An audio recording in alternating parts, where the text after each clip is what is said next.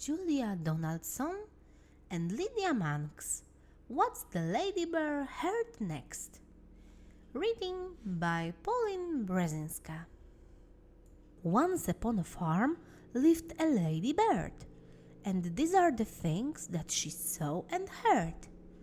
The cow in her shed, the horse in his stall, the cats who purred on the garden wall, the barn full of straw, the field full of sheep, the kennel where the dog lay fast asleep, the fish in the pond, the drake and the duck, the hive of beasts, and the heap of muck, the hog in his sty, the goose in her pen, and the coop which was home to the fat red hen.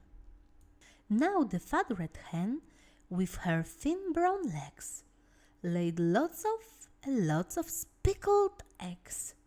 But then, oh help! Oh no! Oh dear!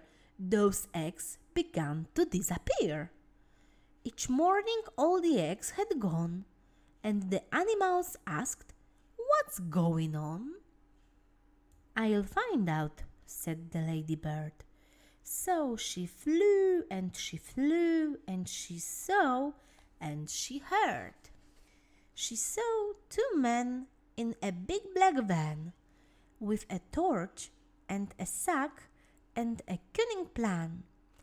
They were Hefty Hugh and Lanky Len, who had been to jail but were out again.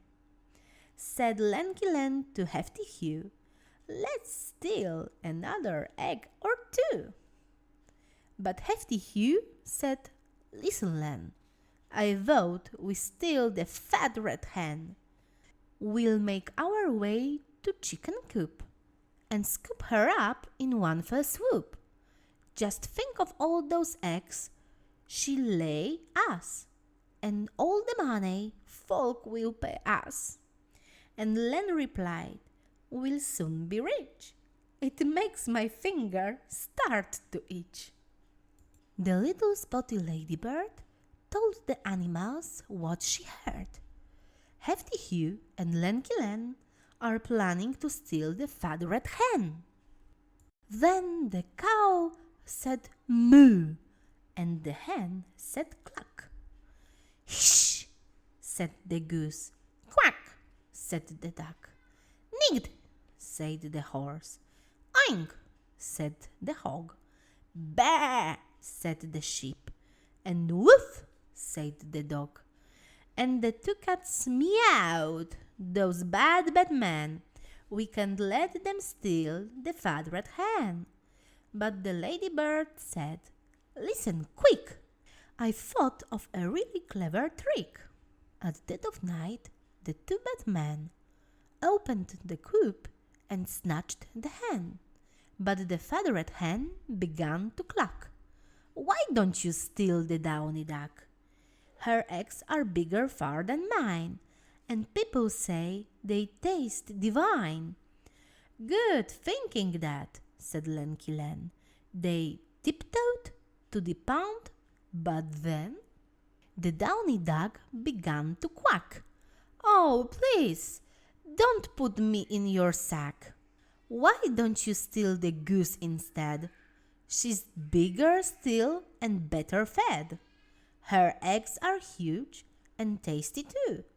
"Good thinking that," said Hefty Hugh. But when they tried to seize the goose, she hissed at them, "I'm not much use. Why don't you steal the great big bird, the super duper snuggly snert?" "What?" said Len. "And who?" said Hugh. The goose replied, "I thought you knew. She lays the biggest eggs of all. Each one looks like a rugby ball." The duck joined in. She's friendly too. "I'm sure she'd love to live with you. She'll put an end to all your cares. You'll very soon be millionaires." "Where's this snert?" asked Lanky Len. "Not far away," chipped in the hen. She lives inside that big brown heap. You'll find her there. She's fast asleep." The two thieves laughed. "We've got it made. Let's take turns with the farmer's spade." They dug, and Len said, "Poof! It stinks." And Hugh said, "So do you." And Len said, "Where's the giant beard, the super-duper snuggly snert?" "She's rather shy," the goose replied. "She must be hiding deep inside." So they dug a tunnel nice and deep. "That's it," said Hugh. "Now in we creep." "I think we're nearly there," said Len. "The snare will soon be ours, but then—" The heap collapsed, and Hugh said, "Yuck! We're covered head to toe in muck." And Len complained, "There's no snare. They just made up the giant bird." Then the other animals gathered round and all let out a defending sound. "Nigged, moo, oink, bah, woof, woof, meow. What a racket, what a row." The farmer woke and said, "Goddess me!" And he had a word with his prize queen bee.